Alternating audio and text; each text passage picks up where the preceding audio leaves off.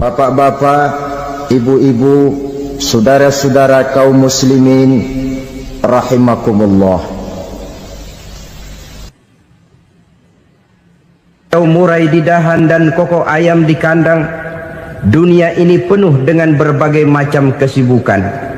Sejak dari petani yang turun ke ladang, pedagang yang berangkat ke pasar, pelajar yang menuju sekolah, sampai kepada pegawai yang berangkat ke kantor, seluruhnya tidak lain untuk mencari sesuatu yang bernama bahagia. Setiap orang menginginkan kebahagiaan, dan tidak seorang pun menginginkan kesengsaraan dalam kehidupan ini. Namun nyatanya tidak setiap orang yang ingin bahagia mengetahui jalan yang harus ditempuhnya untuk sampai kepada kebahagiaan itu. Maka pada kesempatan pertemuan kali ini, saya ingin menyampaikan sebuah hadis dari junjungan kita baginda Nabi besar Muhammad sallallahu alaihi wasallam yang termuat dalam kitab Mukhtarul Ahadits An-Nabawiyah, di mana beliau bersabda, arba'un min sa'adatil mar'i. Ada 4 perkara yang merupakan tanda dari orang bahagia. Saya mau tanya, di antara saudara-saudara yang hadir di sini, apa ada yang kepengen jadi orang sengsara? Ya. Seluruhnya tentu ingin mendapatkan kebahagiaan. Maka menurut resep dari Nabi kita, tanda orang bahagia itu 4. Jadi kalau saudara ingin bahagia, harus mempunyai 4 perkara ini. Yang pertama, orang bahagia itu kata Nabi, darun wasi'un. Punya rumah biar bagus asal gede. Enak ngaturnya, daripada sudah punya rumah kecil, adanya di pinggir kali, gubuk, kalau hujan bocor, miring lagi, kiamat. Loh, kalau gitu Islam materialis dong. Hadis ini boleh diartikan dengan makna hakiki, arti yang sebenarnya. Boleh diartikan dengan makna majazi, arti kiasan. Kalau dia diartikan dengan arti kias, maka yang dimaksud darun wasi'un ay qalbun wasi'un. Rumah yang luas tidak lain daripada hati yang lapang. Karena di situ kunci kebahagiaan yang sebenarnya. Walaupun kita cuma tinggal di petak berukuran 2 kali 3 meter, kalau hati kita luas-luas rasanya rumah itu. Tapi biar rumah kita halamannya saja puluhan ribu hektar, ada kolam renangnya, kamar tidurnya tidak lagi terhitung. Kalau hati yang menempati rumah itu sempit, maka akan terasa sempit jugalah rumah itu. Tempat bergantungnya tidak lain adalah hati. Marilah kita mencoba melihat berbagai pandangan orang tentang bahagia ini. Ada orang menyangka bahwa bahagia itu kalau dia mendapatkan harta yang sebanyak-banyaknya. Siapa yang banyak harta, dialah raja. Apa yang dia mau, seluruhnya bisa dibeli.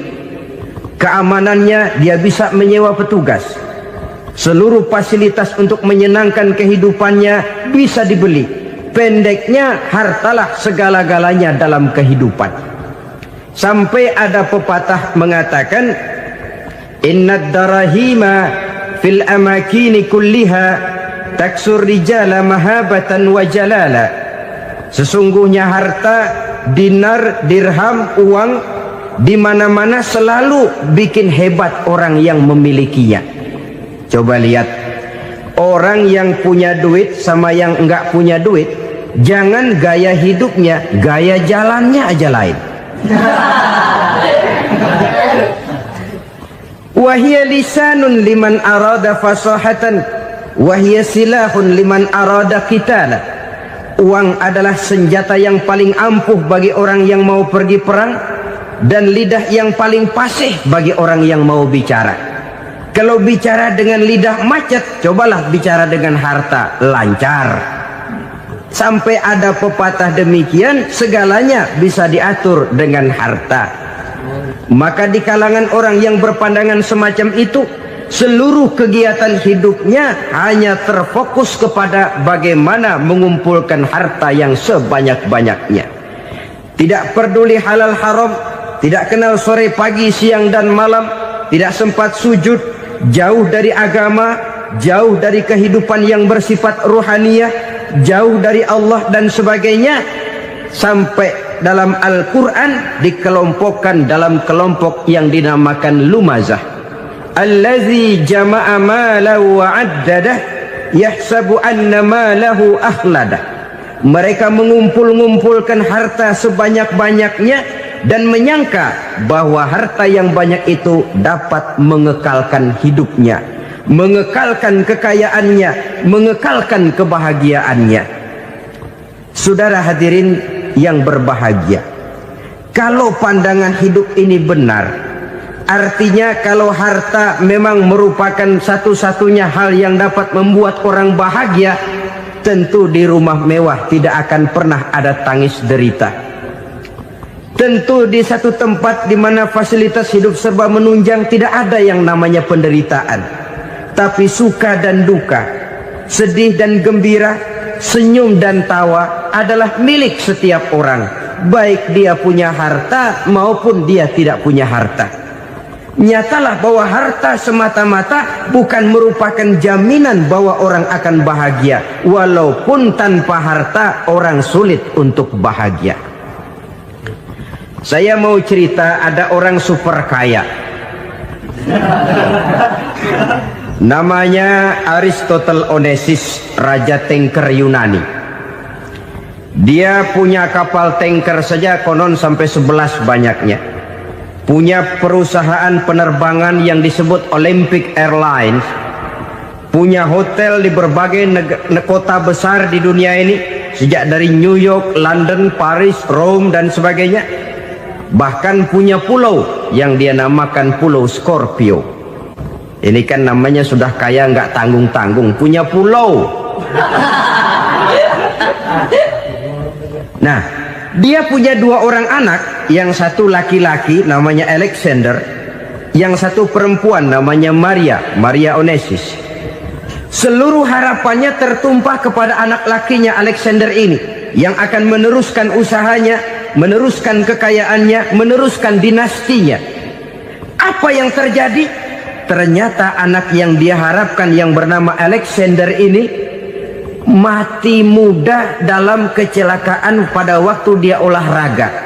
Apa olahraganya? Namanya olahraga anak orang kaya, golongan jet set. Olahraganya olahraga pesawat terbang. Jatuh, ya nggak kapungut, habis mati. Tinggal satu anak perempuannya, Maria Onassis. Tapi anak perempuan ini juga malah urakan. Terakhir dia pacaran, bahkan kemudian kawin sama orang Rusia. Rupanya Aristotle Onassis ini broken. Kekayaannya yang berlimpah ruah, perusahaannya yang begitu banyak, siapa yang akan meneruskan? Siapa yang akan menggantikan? Sampai kemudian dia mengurung diri di Pulau Scorpio dan mati di sana secara mengenaskan. Seorang multi jutawan, seorang yang super kaya, mati menyendiri di pulau sepi. Ibarat kata pepatah, anak ayam mati di lumbung. Bukan kekurangan makanan, keurugan makanan. Begitu kehidupan Aristotle Onassis. Dan banyak orang-orang yang sudah demikian kaya sampai dibingungkan oleh kekayaannya sendiri. Telusurilah kehidupan David Rockefeller misalnya, Henry Ford misalnya, Adnan Khashoggi misalnya. Multi jutawan yang kadang-kadang dibuat keder oleh kekayaannya sendiri. Pantas ketika Imam Ali ditawarkan orang, "Ya Ali, kalau kepadamu disuruh pilih ilmu atau harta, kau pilih mana?" Ya jelas pilih ilmu dong. Kenapa? Pertama, ilmu kalau kita berikan kepada orang lain tambah. Tapi harta kalau kita berikan kepada orang lain kurang.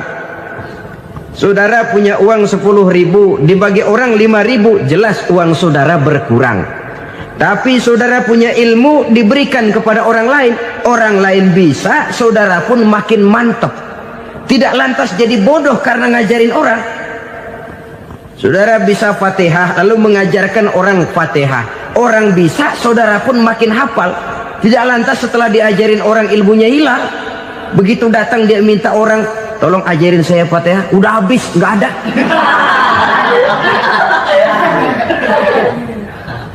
Yang kedua kata Imam Ali, ilmu menjaga kita. Kalau harta, kita yang harus jaga. Makin banyak ilmu, makin terpelihara diri seharusnya. Tetapi makin banyak harta, makin bingung kita jaganya. Sampai kadang-kadang kalau perlu seluruh keliling rumah dipasangi alarm. Belum cukup disewakan anjing besar-besar, pasang di depan pintu, awas anjing galak. Masih belum cukup juga, cari centeng tukang-tukang kepruk jaga rumah. Masih terasa belum aman, padahal rumahnya dikelilingi tembok besar. Di balik tembok ada pintu-pintunya tebal. Di balik pintu itu terbuka masuk kamar, kamar pun ada pintunya, pintunya pun kuat. Masuk ke dalam kamar ada lemari, lemarinya pun pintunya kuat, dikunci, kuncinya pun kuat. Tapi terhadap seluruhnya yang timbul cuma sekedar was-was saja. Kesimpulannya sekali lagi, tanpa harta orang memang sulit untuk bahagia. Tapi harta semata-mata tidak merupakan jaminan orang akan bahagia. Dengan hati yang luas, itu modal utama untuk mencapai kebahagiaan hidup. Orang yang hatinya luas, saudara-saudara, punya hati yang lapang, melihat kenyataan hidup ini, dia bersyukur senantiasa kepada Allah. Lantas tidak timbul hasud dan iri hatinya. Oleh karena itu jiwanya selalu lapang. Kalau tidak, cupik hati namanya, dangkal pandangan, tidak senang melihat orang lain dapat nikmat, dan itu sering dijadikan contoh. Kalau orang yang lapang dada, dia lihat tetangganya beli TV baru, dia berkata, alhamdulillah ya, tetangga kita beli TV, mudah-mudahan kita bisa ikut nonton. Lapang dadanya. Tapi orang yang sempit hati, lihat tetangga beli televisi, meriang. Enggak diapa-apain, meriang. Besoknya dengar tetangga beli motor, makin sakit, ke rumah sakit. Lalu di rumah sakit dengar tetangganya beli mobil, mati. Disiksa oleh perasaannya sendiri. Orang kalau hati sudah sempit dalam hidup, kemanapun dia pergi, sempit rasanya medan kehidupannya. Kemudian kita melihat juga ada orang yang menilai bahwa bahagia itu katanya kalau punya kedudukan yang tinggi, pangkat yang agung, wibawa yang besar. Mungkin betul, tapi mungkin juga tidak. Bergantung kepada hati orang yang punya pangkat itu. Sama dengan harta tadi. Harta akan membawa bahagia kalau dia jatuh ke tangan orang yang berhati lapang.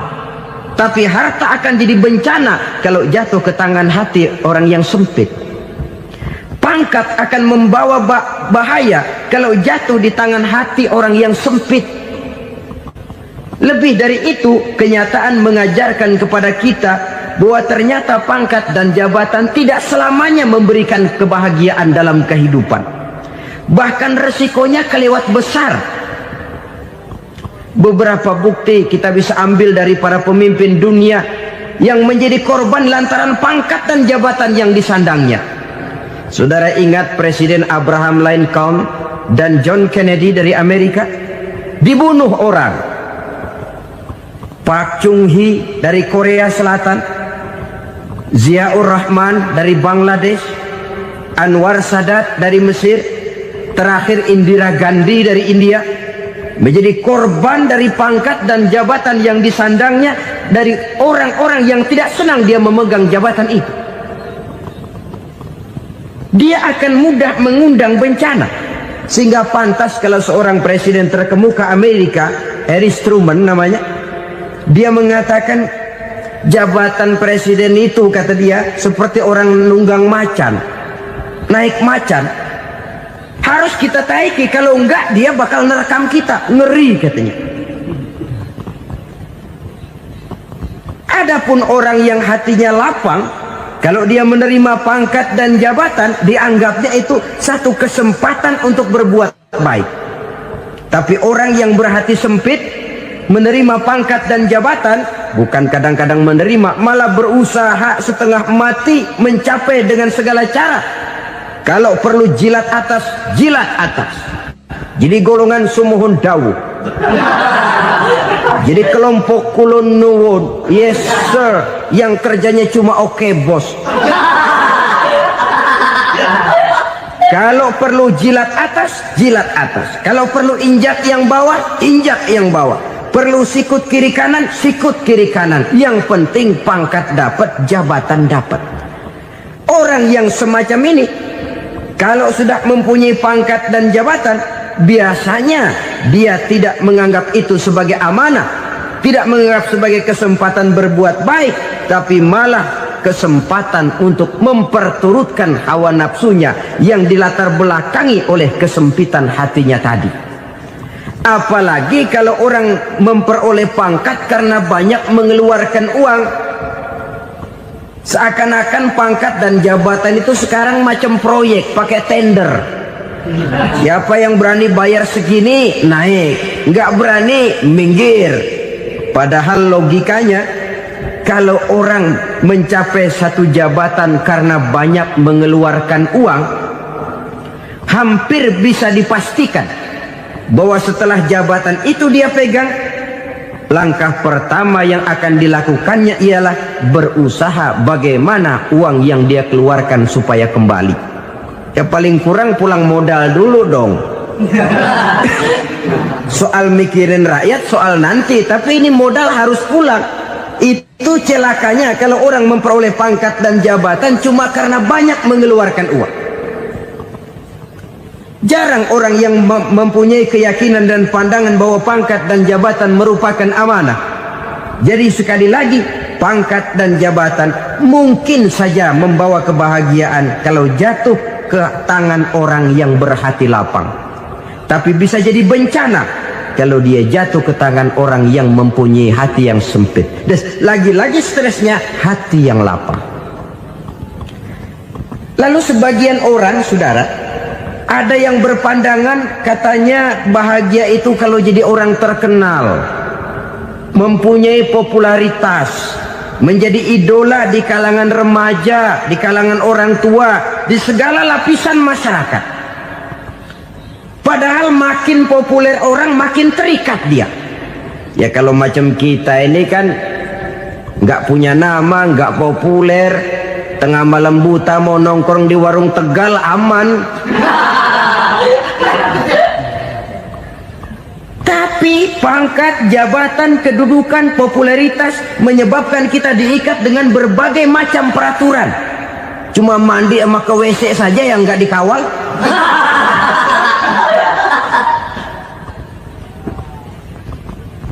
Benarkah popularitas, ketenaran membawa kebahagiaan? Mungkin, ya, tapi mungkin juga tidak. Kenapa? Banyak orang-orang populer yang mengakhiri hidupnya secara tragis. Kita ambil beberapa nama.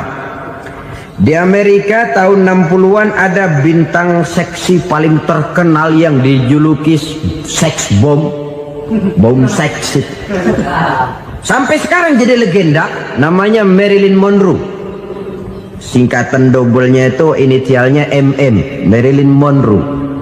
Terkenal, top, sampai dia mati tahun 62. Namanya sekarang masih saja dibicarakan orang. Kenapa dia bunuh diri? Tidak punya hartakah dia? Banyak. Kurang populerkah dia? Seluruh dunia mengenalnya. Sejak rakyat kecil sampai pejabat tinggi dia punya hubungan. Kenapa? Jenuh. Dia terlahir dalam keadaan yatim. Setelah itu tidak lama dia berangkat remaja, ibunya meninggal. Pindah dari wanita asuh ke wanita asuh sampai 12 orang ibu angkatnya. Dan kekecewaan yang paling parah, setiap laki-laki yang dekat dengannya hanya seperti kapal berlabuh, datang dan pergi silih berganti. Padahal dia merindukan seseorang yang bisa melindungi hidupnya. Dia rindukan itu dan dia tidak pernah menemukan. Itu yang akhirnya menyebabkan dia minum pil tidur kelewat dosis, minum obat tidur kebanyakan, ya tidur terus sampai sekarang.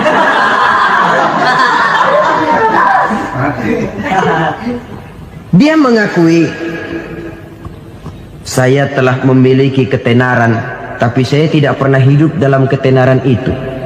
Saya pandai main sandiwara, tapi saya ingin hidup dalam alam yang real sebagaimana umumnya orang. Itu yang dia rindukan. Menyusul jejak yang namanya Marilyn Monroe ini, Billie Holiday, saudara kenal tentu, di rumah sakit dirawat. Dia juga minum obat overdosis, mati lagi. Jimi Hendrix minum obat tidur overdosis kelewat batas, mati lagi. Lalu yang menghanyutkan diri di danau, Janis Joplin dan Brian Jones. Ini orang-orang populer, orang-orang terkemuka yang mengakhiri hidup secara tragis, bukan karena tidak terkenal, mungkin karena sudah saking terkenalnya.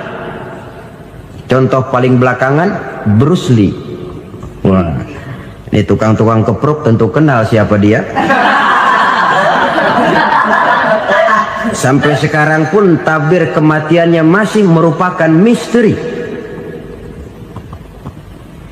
Dan yang masih hidup juga menunjukkan gejala yang aneh. Michael Jackson, rumahnya di Beverly Hills itu dijaga sedemikian rupa, dan dia selalu curiga kepada setiap makanan harus steril, bersih dari segala macam kimia. Kemana dia pergi, itu tukang-tukang keprok sudah selalu menjaga dan mengawal, dan dia seakan takut menunjukkan mukanya yang asli. Hingga kalau tampil ke tengah di luar show, dia kadang memakai pakaian yang tidak menunjukkan dia yang sebenarnya, takut dikenali orang. Ternyata popularitas sering jadi momok yang meracuni kehidupan manusia.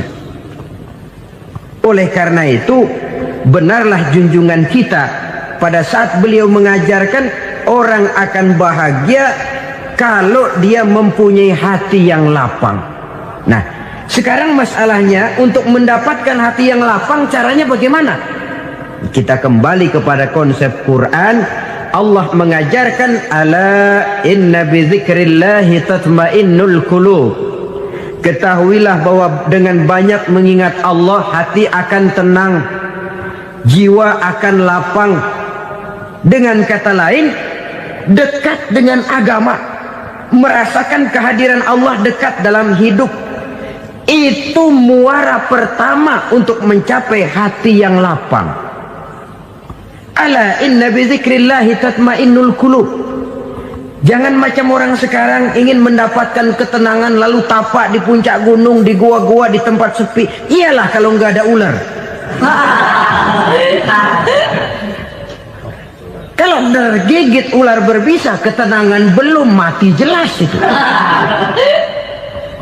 Islam positif untuk mendapatkan ketenangan. Ala inna bi dzikrillahi tatmainnul qulubi.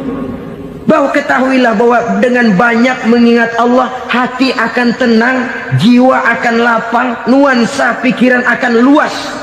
Karena yang namanya bahagia ada dimanapun manusia berada. Di kampung ada bahagia, di kota ada bahagia, di ngarai, di lembah, di gunung, di hutan, di lautan, di angkasa luar, dimanapun bahagia itu ada kalau kita bermodalkan hati yang lapang ini. Dan hati akan lapang kalau kita dekat dengan agama. Dekat dengan harta buat sementara hati mungkin tenang, tapi ketenangan yang relatif dan temporer. Apalagi orang tiap kali tambah harta, tiap kali tambah rencana. Itu wajar. Mungkin sebelumnya saudara berpikir, kalau punya duit 5.000 enak nih. Begitu punya duit 5.000, aduh sayang kalau 10.000 aja. Tiap kali tambah harta, tiap kali lain rencana. Makin banyak rencana, makin menjauhkan kita dari yang namanya ketenangan. Padahal ketenangan merupakan unsur utama untuk mencapai bahagia. Dan ketenangan itu bermuara dalam hati manusia. Tengoklah kehidupan ini. Orang yang banyak harta dengan orang miskin, berbedakah rasa sakit yang mereka tanggungkan? Rasanya tidak. Walaupun si kaya tidur di kasur empuk berselimutkan sutra mahal, sementara si miskin meringkuk di balai bambu yang keras dan kasar. Apabila maut datang, dia juga tidak pernah pilih bulu. Maut datang menjemput si kaya di singgasana keemasannya, dikelilingi oleh para pengasuh, dayang dan idang serta para pengawal. Dan maut pun datang menjemput si miskin papa, sehingga ia tergelepar di tepian jalan. Kedua-duanya bernama mati. Kalau nyata bahwa sakit yang ditanggung si kaya tidak beda dengan sakit yang ditanggung si miskin, bukan harta semata yang membuat orang bahagia. Hati yang tenang, jiwa yang lapang penuh kedamaian, karena banyak berzikir dan mengingat Allah, itu merupakan modal utama untuk mencapai sesuatu yang bernama bahagia.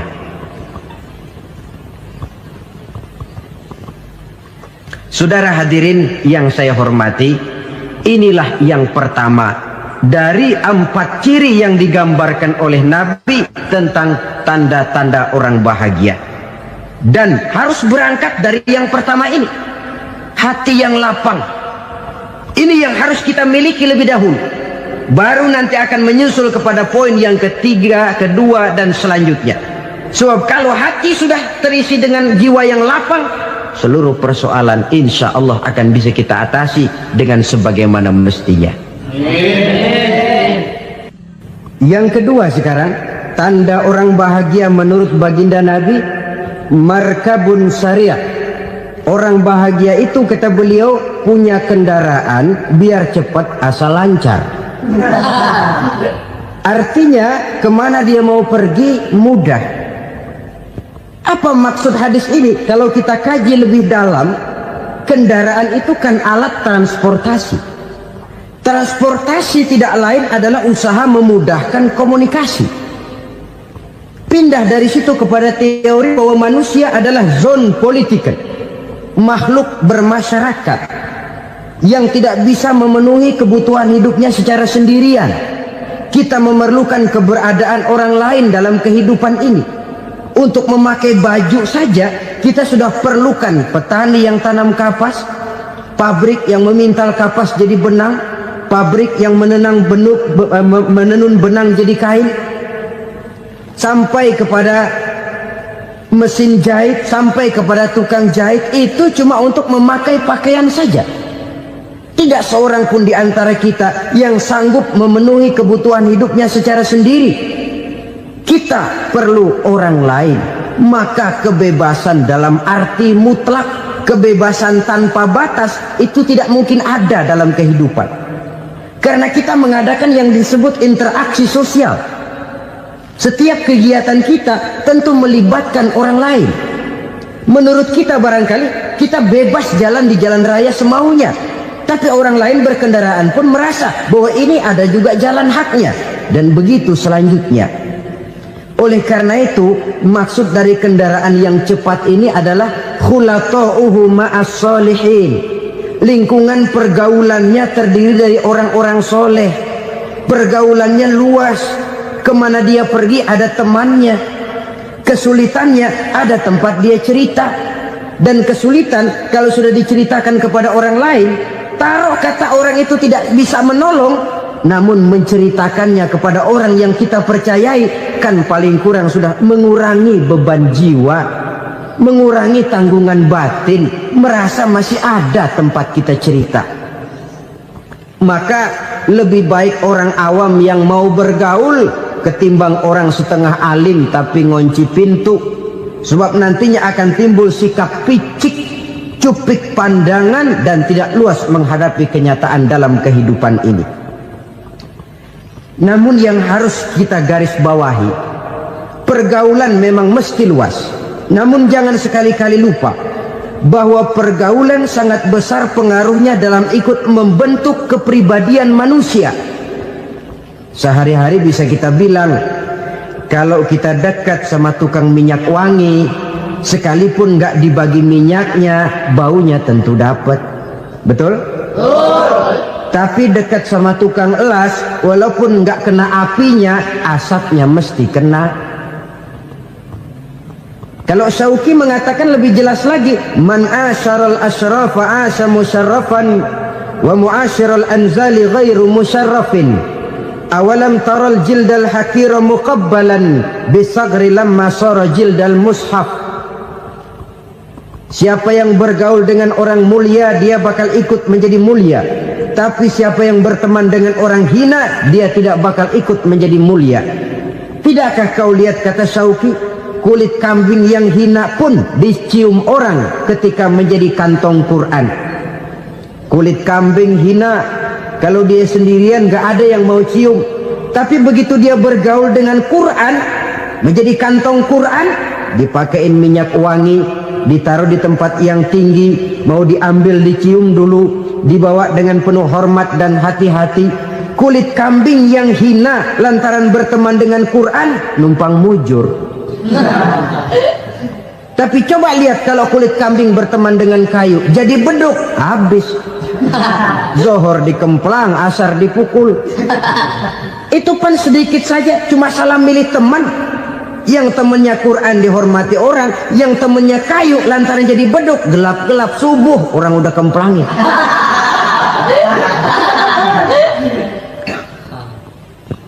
Maka terutama kepada adik-adik remaja yang masih mencari identitas diri, yang ibarat kaset masih kaset kosong, mudah diisi oleh apapun, pandai-pandailah memilih teman dalam bergaul. Karena banyak orang yang tadinya baik-baik, ketika terseret dalam pergaulan dengan orang yang tidak baik, kebaikannya menjadi lentur dan luntur. Tapi berapa banyak bajingan-bajingan tengik, orang-orang yang berlumur noda dan dosa, tiap hari melakukan maksiat, namun bergaul dengan orang yang baik-baik, pada akhirnya sedikit demi sedikit beringsut dan berangsur dia terbiasa mengikuti kebaikan-kebaikan. Saya tekankan ini kepada remaja karena mereka masih mencari identitas diri. Apa yang mereka lihat mereka mau, apa yang mereka dengar mereka ingin tahu. Coba lihat kehidupan remaja. Pulang nonton film Rambo, pengen jadi Rambo, gagah, maunya belekai melulu. Pulang nonton film Superman, pengen bisa terbang. Pulang nonton India, nyanyi melulu. Wajar, mereka masih mencari identitas diri. Saya ini sebenarnya siapa? Lingkungan, pergaulan akan membentuk itu. Karena itu pandai-pandailah bergaul, karena ia sangat besar pengaruhnya dalam ikut membentuk kepribadian manusia. Apalagi sifat yang jelek lebih cepat menularnya ketimbang sifat yang baik. Sifat yang baik, watak yang soleh itu lambat sekali untuk menular. Tapi yang tidak baik, kan prosesnya mah kalau remaja biasanya mula-mula dengar. Karena dengar lalu pengen tahu, karena pengen tahu lalu ngeliatin, begitu ngeliatin kan pengen nyobain, setelah nyobain ketagihan. Nah ini prosesnya. Yang namanya ganja, morfin, narkotik awalnya kan begitu. Mula-mula dengar, katanya kalau sudah fly to the sky, sudah melayang ke langit katanya, disitulah puncak kebahagiaan. Mulanya cuma dengar, karena dengar pengen tahu, karena pengen tahu lalu ngeliat, kumpul sama orang yang suka ngeganja. Setelah ngeliat, nah pengen ngerasain. Begitu ngerasain enak juga, ketagihan. Kalau sudah ketagihan jadi penyakit kronis, bisa merembet kepada yang lain. Iya, kalau orang tuanya mampu untuk beli morfin, beli ganja. Kalau tidak kan pikirannya ngayap, jemuran siapa ya gue sahabat. Timbullah perbuatan-perbuatan negatif yang bermula dari salah pergaulan. Apalagi buat adik-adik remaja yang tinggal di kota-kota besar, yang pengaruh budaya, pengaruh kesenian, pengaruh struktur kehidupan yang nampak makin individualistis, di mana persaingan tajam, tensi ekonomi tinggi, orang mudah mengalami stres. Pandai-pandailah dalam bergaul, sekali lagi, karena ia sangat besar pengaruhnya dalam ikut membentuk kepribadian manusia. Orang bahagia punya kendaraan yang cepat, artinya punya pergaulan yang luas, dan lingkungan pergaulannya terdiri dari orang-orang yang soleh. Kemana dia pergi, ada teman. Kesulitannya, ada tempat dia cerita. Tapi kalau sudah menyendiri, hidup sendiri, kesulitan dipikiri sendiri, bisa mati belum waktunya. Tidak ada tempat berbagi rasa, tidak ada tempat bercerita, tidak ada tempat mengurangi beban dalam kehidupan. Pantas betul kalau Islam sangat menggalakkan dan menganjurkan orang kalau sudah sampai waktunya itu untuk melangsungkan nikah. Kata Nabi, ya ma'syaras syabab man istata'a minkumul ba'at falyatazawwaj.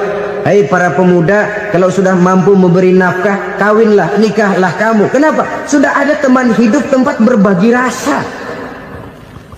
Kesulitan kalau ada tempat cerita akan lebih ringan ketimbang kita telan sendiri, walaupun bobot kesulitannya sama beratnya. Saudara-saudara kaum muslimin rahimakumullah, inilah ciri yang kedua, punya kendaraan biar cepat asal lancar. Kemana kita mau pergi gampang. Dengan kata lain, setelah hati yang luas, pergaulan yang luas. Dua. Yang ketiga sekarang, tanda orang bahagia itu menurut Nabi, misbahun mudhi'un, punya lampu yang terang. Oh, itu enggak problem. Sekarang sudah zamannya listrik masuk desa, Pak. Lampu sudah terang semua. Betul, kalau itu yang dimaksud. Tapi tidak cuma itu. Karena lampu yang dimaksud di sini, lampu yang akan menerangi seluruh perjalanan hidup. Dan perjalanan hidup itu sudah dimulai sejak kita terlahir ke alam ini, sampai masuk ke alam barzah, kumpul di padang mahsyar, sampai ke akhirat. Lampu yang menerangi itu yang diperlukan. Kalau lampu, katakanlah yang paling top sekarang kan lampu jenis Mercury. Taruhlah itu di rumah kita, dia cuma menerangi rumah kita, menerangi hati pun tidak sanggup. Bila kita masuk ke alam barzah, alam kubur, sanggupkah si Mercury yang begitu terang menerangi alam barzah kita? Tidak sanggup lagi. Sanggupkah lampu yang ratusan watt, bahkan puluhan ribu watt menerangi kehidupan di padang mahsyar? Tidak akan sanggup lagi. Kalau demikian, yang dimaksud lampu yang terang di sini apa? Tidak lain amal saleh, kebajikan yang kita lakukan dalam hidup. Itu yang akan jadi lampu penerang. Di dunia nama kita akan terang, jasad kita boleh hancur terkubur tanah, tapi nama kita akan dikenang orang. Begitulah kalau orang meninggalkan kebajikan dalam hidup seperti sekarang. Ribuan orang tiap saat berziarah ke kubur Imam Syafi'i, ke kubur Imam Malik, ke kubur Imam Ghazali, ke kubur orang yang baik-baik, orang yang soleh-soleh. Kebajikannya yang ditinggalkan, yang mengukir namanya dengan tinta emas. Sehingga saudara sudah terbaring di alam kubur, orang lewat, Allah, ini kuburannya Fulan bin Fulan, dulu ini kebaikannya Masya Allah, saya ikut merasakan. Mari kita mampir sebentar, kita Fatihah, mohon disampaikan Allah pahalanya kepada almarhum. Al-Fatihah. Itu kalau orang baik-baik. Lalu saudara tanya, Pak, orang mati dikirimin Fatihah apa nyampe pahalanya? Saya jawab, kalau saudara nggak percaya, mati dulu dah. Nanti saya Fatihain, tungguin di sana, umpama nggak sampai balik lagi kemari. Oh, sekarang ini kan maunya otak-otakan saja, kalau nggak masuk otak nggak percaya. Padahal alam gaib itu nggak bisa diotak-otakin. Sama saja dengan saudara pernah dengar cerita kapal tanpa emas tenggelam tak? Pernah nggak? Di mana? Ya, di laut Masa Lembo. Begitu ketampung Mas tenggelam, ratusan penumpang itu terjun ke laut, dipermainkan gelombang, berjuang menghadapi maut itu. Orang lagi timbul tenggelam di lautan, dihantam ombak, kita tengokin pakai helikopter. Pak, lagi timbul tenggelam ya? Iya, tolongin. Jangan khawatir Pak, nih saya kirim intan Pak, harganya 10 juta. Kira-kira orang yang timbul tenggelam di laut seneng nggak? Tidak. Kan mahal toh intan 10 juta. Kenapa dia nggak senang? Karena intan 10 juta dalam kondisi seperti itu tidak sanggup menyelamatkan dia. Dia akan girang kalau dikirimin ban mobil bekas, dikirimin papan terentang atau bambu. Intan yang 10 juta dia nggak girang, ban mobil bekas yang 1000 perak tuh pegang, itu yang dia girang betul. Inilah sebabnya Nabi berkata, mal mayyitu fi qabrihi illa kal ghariqil mutaghawwis. Orang yang meninggal di alam kuburnya seperti orang timbul tenggelam di lautan. Yantaziru da'watan min ahli, menunggu doa dari keluarganya yang masih hidup. Duh, bapak saya sudah meninggal, saya sayang benar sama dia. Kirimin kulkas ke kuburannya Itu sama saja dengan tadi orang tenggelam di lautan dikirimi intan yang harganya 10 juta, ndak sampai. Begitulah kalau kebajikan yang kita tinggalkan dalam hidup, sudah mati pun kubur kita masih diziarahi orang. Tapi kalau jahat yang kita tinggalkan, boro-boro lah orang mau doa lewat dekat kuburan kita juga serem. Tuh bajingan no, dulu mati dipendem di situ tuh. Jangan lewat situ, ntar kesurupan, jangan. Lewat saja orang ngeri. Konon lagi membacakan Fatihah dan mengirimkan doa. Hidup pada hakikatnya adalah kesempatan untuk berbuat baik. Maka sekali kesempatan itu diberikan, manfaatkan dengan sebaiknya. Sebab kesempatan kedua tidak akan pernah ada. Kesempatan berbuat baik di sini, di akhirat sudah pembalasan namanya. Sekali kesempatan itu dicabut, dia tidak akan pernah dikembalikan lagi. Kata Iqbal, hidup tidak mundur ke belakang, Bung. Berhenti diinjak orang, mundur hancur. Tidak ada kata mundur dalam hidup ini. Berhenti diinjak orang, mundur kecebur, tidak ada kata lain. Harus maju dalam kehidupan dalam artian yang positif. Hidup adalah kesempatan untuk mengumpulkan kebajikan yang sebanyak-banyaknya. Di situ nilai daripada manusia. Sekarang ini memang nggak kelihatan kok, orang yang banyak pahala sama yang banyak dosa nggak kelihatan kok. Barangkali kalau habis bikin dosa palanya pada benjol, mungkin orang takut sama dosa. Tapi sekarang sama saja, orang yang banyak dosa dengan yang nggak banyak dosa jalan bareng dari belakang, sama, nggak kelihatan beda. Tapi ada waktunya di mana pahala memegang peranan, di mana dosa diperlihatkan. Sama saja kalau kita bawa mobil siang, lampu kan nggak begitu berfungsi. Apa lalu bilang, alah ini lampu berat-beratin, copot-copotin aja dah. Tidak perlu begitu. Kenapa? Pada suatu saat malam senja akan datang. Bila matahari terbenam, senja pun datang, gelap mulai merayap, disitulah baru terasa perlunya lampu. Pahala begitu. Sekarang orang yang nggak ada pahalanya nggak kelihatan dalam kehidupan. Tapi pada suatu saat senja kehidupan akan datang. Ajal merenggut nyawa, malam merayap, dan hidup mulai diliputi kegelapan di alam barzah. Dikala itu kalau nggak punya lampu, alangkah malangnya kita. Sebab amal yang baik, kata Nabi, di alam barzah itu akan diciptakan menjadi perempuan yang cantik menemani kita. Amal yang jahat akan menjadi orang yang paling jelek nemenin kita. Udah di tempat gelap yang nemenin jelek.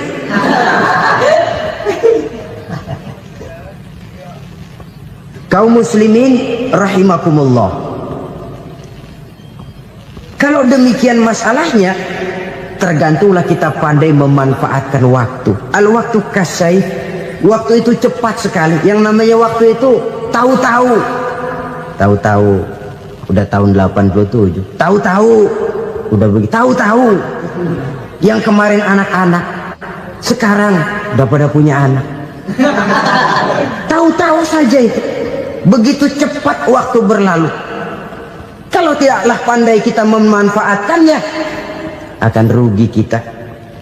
Nabi bersabda, "Man kana yaumuhu khairun min amsihi fahuwa rabih." Barang siapa yang hari ini lebih baik daripada hari kemarin, itu orang untung. Hari ini lebih baik daripada kemarin. Bulan ini lebih baik dari bulan kemarin. Tahun ini lebih baik dari tahun kemarin. Itu orang yang beruntung. Tahun kemarin sembayangnya maghrib doang, sekarang udah tambah isya. Tahun kemarin cuman Idul Fitri aja ngancem bener, sekarang udah tambah Jumat, lalu tambah lagi maghrib, tambah lagi isya, dan selanjutnya. Hari ini lebih baik daripada kemarin, itu orang yang beruntung. Wa man kana yaumuhu mislu amsihi fahuwa khasir. Lalu barang siapa yang hari ini sama saja dengan hari kemarin, itu orang rugi. Hari ini sama dengan kemarin, rugi itu. Bulan ini begitu, bulan kemarin begitu, tahun ini begitu, tahun lalu juga begitu. Rugi itu orang. Rugi apa? Rugi umur. Umur tambah, amalan gak pernah tambah. Dan saya pikir lebih merupakan azab ketimbang nikmat kalau orang dikasih panjang umur cuma untuk numpuk dosa. Mending mana? Panjang umur banyak dosa sama pendek umur dikit dosa? Mending mana? Mending mana? Ya, paling mending tentu panjang umur banyak pahala. Tapi kalau tidak, sekali lagi, lebih merupakan azab ketimbang nikmat kalau orang diberikan panjang umur tapi cuma untuk sekedar menumpuk dosa. Kehilangan kesadaran bahwa dunia bukan terminal akhir dari satu perjalanan. Dia cuma halte di mana kita berhenti sebentar untuk menuju kepada terminal yang hakiki. Saudara-saudara kaum muslimin rahimakumullah, inilah lampu yang akan menerangi kehidupan. Amal yang kita lakukan di dalam kehidupan. Jadi yang dimaksud dengan lampu yang terang, kebajikan yang kita kerjakan dalam hidup. Nah, setiap orang di awal tadi saya bilang ingin bahagia. Bahagia itu kan hakikatnya kumpulan senang dan selamat. Senang, selamat. Apa bedanya? Senang tapi tidak selamat, nggak bahagia. Selamat tapi nggak senang, nggak bahagia orang. Contoh, kalau orang korupsi, duitnya banyak, senang dia, tapi keselamatannya. Ada tentara baris di samping rumahnya udah bingung, padahal tentara latihan. Tentara cuma latihan, dia bingung. Senang, tapi karena keselamatannya tidak terjamin, dia tidak bahagia. Sebaliknya pegawai negeri jujur benar, cuma segaji-gajinya, selamat nggak korupsi, tapi melarat, ya nggak bahagia juga, kurang senang. Kesenangan dan keselamatan untuk dunia saja, ya sekali lagi, kalau cuma sekedar untuk dunia saja, bisa dibeli pakai uang. Bisa dibeli pakai uang. Saudara ingin selamat, bisa dibeli pakai uang. Saudara ingin senang, bisa dibeli dengan uang. Tapi setelah mati, masuk ke alam barzah, habis kekuasaan uang. Nggak bisa lagi beli keselamatan pakai uang. Tidak mungkin lagi membeli kesenangan dengan uang. Di situ pahala yang megang peranan. Makin banyak pahala, makin banyak saham untuk membeli kesenangan dan keselamatan, untuk memperoleh yang namanya bahagia. Dan jangan lupa loh, di alam barzah kita nggak sebentar, menunggu datangnya kiamat. Loh iya, kalau kita begitu dikuburin terus kiamat datang, untung. Tapi kalau masih harus 1000, 2000, puluhan ribu tahun yang akan datang, dalam satu penantian yang begitu lama, tanpa saham untuk memperoleh kebahagiaan, satu kemalangan yang tidak ada pernah putus-putusnya. Janganlah tergelincir oleh kebahagiaan sebentar yang menipu dengan mengorbankan kebahagiaan hakiki yang berjangka panjang. Apa artinya senyum sejenak kalau harus ditebus dengan tangis seumur hidup? Biarlah kita minum jamu, pahit memang, getir memang, tapi kan besok badan sehat. Daripada sekarang minum sirup, manis memang, enak memang, tapi bibir pada jontor besoknya. sirawan, batuk, nggak karu-karuan. Banyak orang tertipu oleh kesenangan yang sebentar, padahal laisa kullu ma yalma'u zahaban. Belum tentu semua yang berkilat itu emas, belum tentu semua yang gemerlap itu intan. Karena itu marilah manfaatkan kesempatan yang diberikan Allah ini untuk mengumpulkan kebajikan yang sebanyak-banyaknya. Yang terakhir sekarang, yang keempat, tanda orang bahagia kata Nabi. Zaujatun salihah. Orang bahagia itu tanda yang keempat kata Nabi, punya istri biar cakep asal taat. Sudah surga itu sudah. Cakep taat. Istri kayak gitu, kalau belum mati jangan dikuburin dulu. Sudah cakep taat lagi. Tapi kadang-kadang enggak, udah jelek ngadat melulu. Apa yang mau dipilih? Sebab itu Quran mengatakan istri pakaian untuk suami, suami pakaian untuk istri. Kenapa suami istri diibaratkan pakaian? Alangkah tingginya gaya bahasa Quran ini. Suami istri teman hidup, hidup perjalanan panjang. Sejak kita dalam rahim sudah ada hidup kan di sini. Sampai ke alam dunia, masuk ke alam barzah, kumpul di padang mahsyar, sampai menuju akhirat, itu perjalanan hidup. Carilah istri atau suami teman hidup yang membawa manfaat tidak hanya kehidupan di dunia ini, sampai di alam barzah, sampai di padang mahsyar. Suaminya mungkin meninggal lebih dulu atau istrinya mungkin meninggal lebih dulu, tapi suami atau istri yang masih hidup berbuat kebajikan. Suami saya meninggal, ada hartanya, saya sedekahkan, niat pahala untuk almarhum suami saya. Ini teman hidup, tidak dibatasi dan tidak bisa dipisahkan oleh maut sekalipun. Zohirnya mungkin pisah, badannya mungkin pisah, tapi hatinya, jiwanya, kebersamaannya dalam menghadapi kehidupan. Karena itu saudara-saudara, bahasa Quran indah. Suami istri diibaratkan seperti pakaian. Apa fungsi pakaian? Pertama, pakaian jadi kebanggaan. Artinya suami harus menjadi kebanggaan istri, istri harus jadi kebanggaan suami.